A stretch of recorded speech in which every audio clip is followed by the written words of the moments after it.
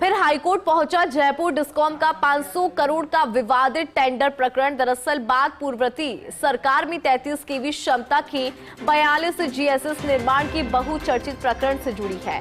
Supreme court ने discom की SLP का निस्तारण करने हेतु हाईकोर्ट को निर्देश दिए। अगले 2 महीने के अंदर आरसी एंटरप्राइजेस की पिटीशन का निस्तारण करने के निर्देश दिए हैं।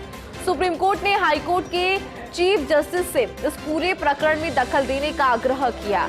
इस आदेश में कहा गया कि राजस्थान सीजे किसी एप्रोप्रिएट बेंच को असाइन करे ये केस। ये भी ध्यान में रखा जाए कि हाईकोर्ट की डिवीजन बेंच के आदेश से प्रभावित हुए बिना प्रकरण का किया जाए तथ्यों के आधार पर निस्तारण। दरअसल हाईकोर्ट की डिवीजन बेंच ने फर्म आरसी एंटरप्राइजेस को दी थी आंशिक राहत। हाईकोर्ट ने अपने आदेश में उन 28 जीएसएस का ऑपरेशन एंड मेंटेनेंस जारी रखने के निर्देश दिए जिन्हें आरसी एंटरप्राइजेस ने डिस्कॉम प्रशासन को हैंडओवर करने के पेश किए थे डॉक्यूमेंट्स। इस दौरान जीएसएस के मेंटेनेंस का जो काम है वो किसी अन्य को देने पर भी रोक लगाई थी। साथ ही फर्म पर फाइनल सुनवाई तक दंडात्मक कार्रवाई नहीं करने पर निर्देश दिए गए थे। इस निर्णय के खिलाफ डिस्कॉम प्रशासन ने सुप्रीम कोर्ट में दायर की थी एसएलपी। तो आरसी एंटरप्राइजेस की पिटीशन का निस्तारण करने के निर्देश दिए हैं। अगले 2 महीने के भीतर सुप्रीम कोर्ट ने हाईकोर्ट के चीफ जस्टिस से इस पूरे प्रकरण में दखल देने के लिए भी आग्रह किया है। साथ ही एप्रोप्रिएट बेंच को ये केस असाइन होना चाहिए, ये भी कहा गया। ज्यादा जानकारी के साथ एसोसिएट एडिटर विकास शर्मा जुड़ गए हैं। विकास, क्या कुछ अपडेट आपके पास इस खबर पर?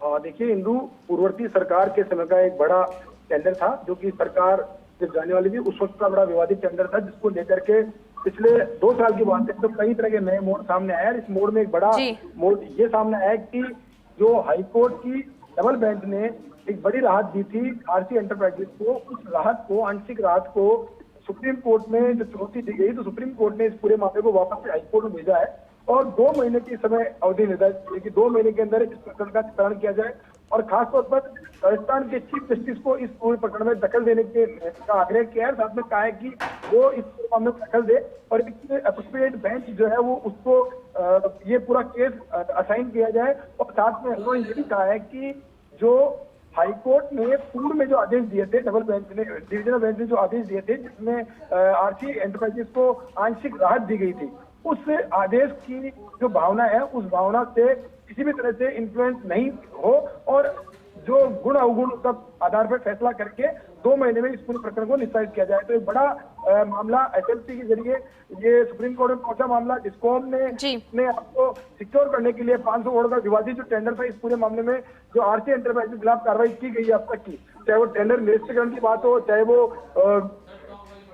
जो फर्म है उसको डिबार करने की बात हो, इन सभी के मामले में एक नया मोड़ आ गया है जब हाईकोर्ट को वापस से 2 महीने के अंदर इस पूरे मामले का निस्तारण करने के निर्देश दिए गए हैं। जी ठीक है विकास, बहुत शुक्रिया पूरी खबर पर विस्तार से जानकारी और अपडेट के लिए।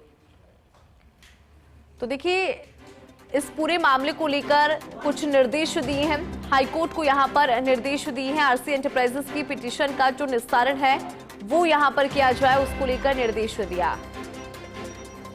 हाईकोर्ट के चीफ जस्टिस से आग्रह भी किया इस पूरे मामले में इन्वॉल्वमेंट दिखाने के लिए। साथ ही किसी एप्रोप्रिएट बेंच को असाइन करने का भी निर्देश यहां पर दिया है और तथ्यों के आधार पर यह प्रकरण जो है उसका निस्तारण होना चाहिए। फिर से हाईकोर्ट पहुंचा जयपुर डिस्कॉम का 500 करोड़ का विवादित टेंडर प्रकरण।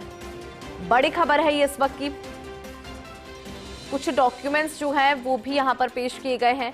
जीएसएस के मेंटेनेंस का काम किसी अन्य को देने पर भी रोक लगाई थी।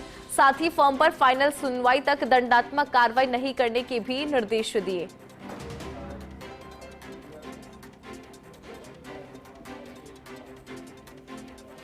ये बड़ी खबर है इस वक्त की। इस पूरे मामले की अगर बात की जाए तो हाईकोर्ट पहुंचा है जयपुर डिस्कॉम का 500 करोड़ का विवादित टेंडर प्रकरण।